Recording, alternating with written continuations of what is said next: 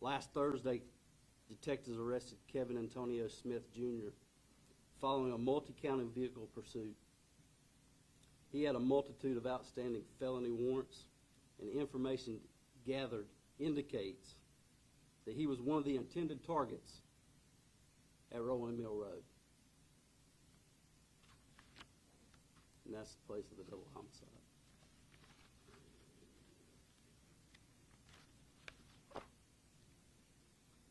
Let me be crystal clear. We're not going to rest, and we're committed to find those that are responsible for this heinous act, and we won't rest until they're held accountable. We can't do it alone. We need the help from our community. Someone out there saw something, knows something, heard something, or they have information that could be key to solving this case. We're asking for assistance. Please, if you have any information, no matter how small it may seem, come forward. Your cooperation could be the difference between closure to the families and ensuring the safety of our community.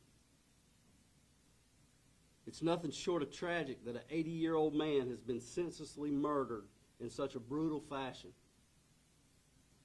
This man should have been able to live out the remaining years of his life in peace, surrounded by family and friends, not struck down by this despicable act of violence. Even more heartbreaking is the loss of a 3-year-old Maisha Engel, an innocent little girl whose life had just begun. This child never got to experience the joys and milestones that we often take for granted. Her first day of school, making friends, and growing up surrounded by love and opportunity. Her future was stolen. And that's something that should fill everyone with outrage and sorrow. The murder of this little girl defies comprehension. It's a cruel reminder that there are those among us that have no regard for human life. As your chief of police, I am outraged, and I know you share this anger. This is not a crime against two innocent victims. It's a crime against the very fabric of our community, and it should shock the conscience of every single one of us. In closing, I want to assure you we will do everything in our power to bring those responsible for this atrocity to justice. But we need your help. Let us come together as a community to find those that have committed this terrible, terrible crime, and to make it clear that such acts of violence will not be tolerated in Salisbury. If you have any information, you're asked to call the Salisbury Investigator line at 704-638-5333, and you can ask for the investigator tip line, or you can call Crime Stoppers at 866-639-JAIL. That's 866-639-5245. There's a reward of up to $5,000 for information leading to the arrest and conviction of anybody in this crime. And all information that is received will remain confidential if you choose it to. So I'll take a few questions this time if there's any. Chief, do you have any idea why this particular house or this particular person was targeted? Can you say that yet? Yes. This was not a random act of violence. I think if you look at the person that we took into custody in Charlotte last week and you look at his record, I can give you a little bit of idea of why this crime occurred at this location. Has he been living at this residence? Is that what He has been associated with that residence. I can't say for sure that he was living there, but he was associated with it. Evidence found during our investigation led us to the facts that we know that he was one of the intended targets of that crime. One of. Are there other targets still outstanding? Yes. Okay. And what is his connection to the two victims? Is there a family relation or that? I don't know if there's any family connection related to him and the victims. I don't know. The Just Association. How are the victims related? From what I understand, yes, great-grandfather and granddaughter. How many suspects are you looking at right now in this investigation? I don't want to put a number on that. I'll tell you, we know who we're looking for, and they know that we know that who we're looking for. But I don't want to release anything that's going to jeopardize the integrity of the case as far as numbers. But we are looking for more than one person. Were there other occupants in the house that had been like working with law enforcement, other than the great-grandfather and the 3-year-old? Yes, there were many occupants in the house, to include children, and investigators have interviewed quite a few of the members that were in the residence at the time, and also neighbors in the surrounding area.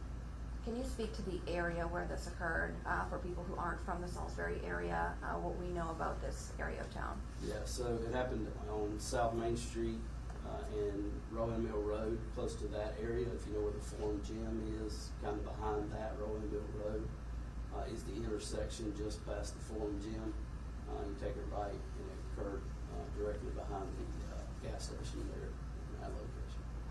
Are you looking for this car? Is that what the pictures are? Yeah, that's a picture of the possible suspect car that left the scene after the shooting. And I will have Major Cruz send a better quality picture to every one of you in here, so you can have that. It's better than what's been blown up on this. You know what kind of car it is? I don't this time, other than it looks like a white 4-door sedan. I don't know the make and model, but if we have that information, we will send that along with this information was given to us late yesterday evening. Investigators now went through other cameras that we have throughout our city to see if we get a better angle. And whenever we do, if we do, I'll send the make and model and a better picture of the car too as well. Chief, when you came in, you were very emotional. This is really shaking this community to its core. I'm angry. I mean, this is senseless. You've got more than one person that brought this crime to a location where 2 innocent people ended up being the result and are no longer with us. They lost their life. And like I said earlier, that it shows that there's people out there that have no regard for human life. You can't fix violence with violence. And I'm angry that I have a 3-year-old that fought for her life for a week. And shortly, mid-afternoon Monday, lost that battle. And that I'm even having to have this press conference right now. But I reassure you guys that my investigators, along with other partners, are working around the clock. No stone left unturned.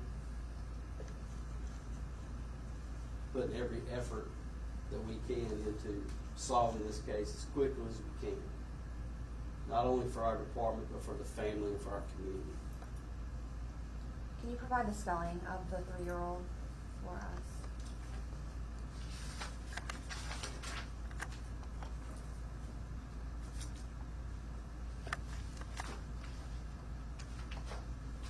First name Myisha, M-Y-I-S-H-A.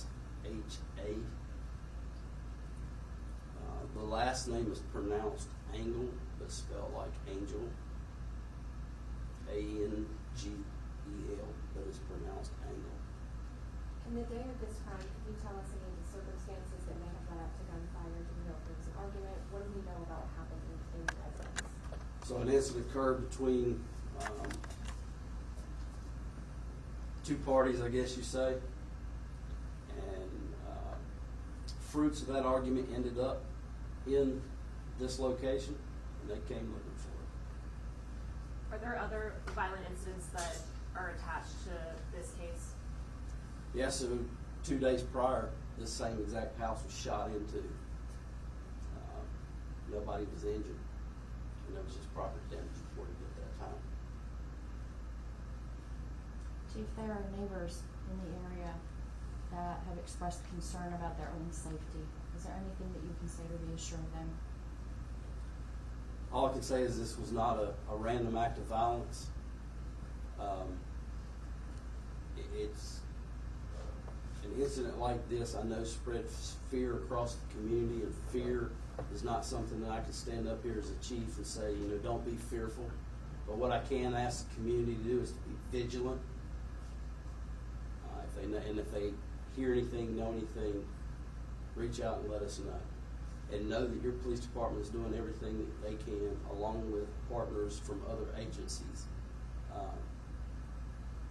to bring closure to this swiftly. Can you give me an idea what other agencies you're working with?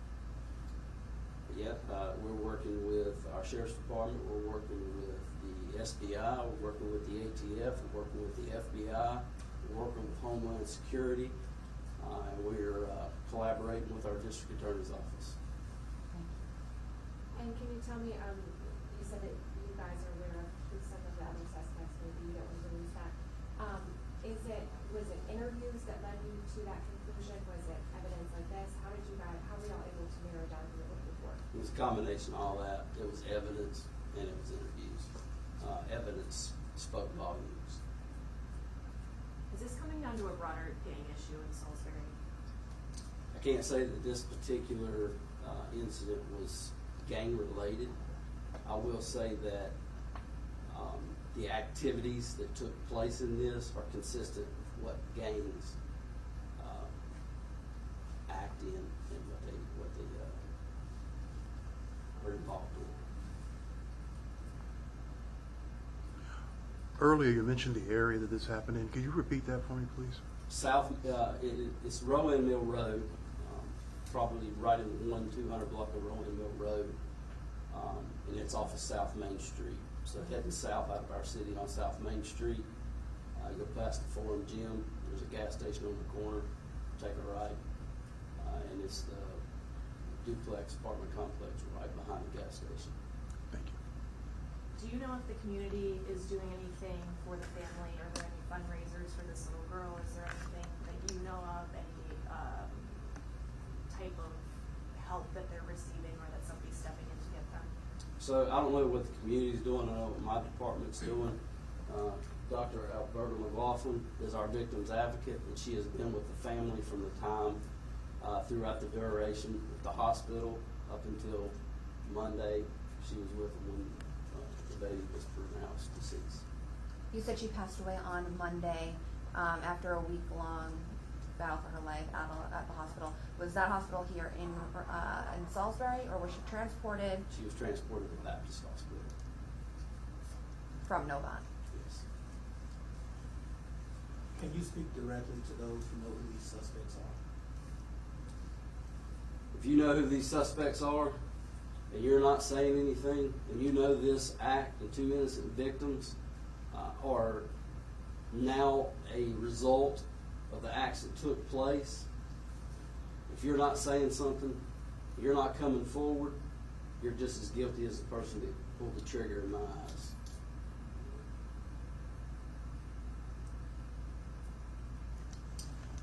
Any other questions? Thank you for your time today. Appreciate it. And I will email, I'll have Major Cruz email a better quality picture of the car and more contact information if somebody wants to report information on it. Will there be plans for future briefings, or? Yes, I hope so. I hope very soon there'll be a future briefing and we talk about arrest.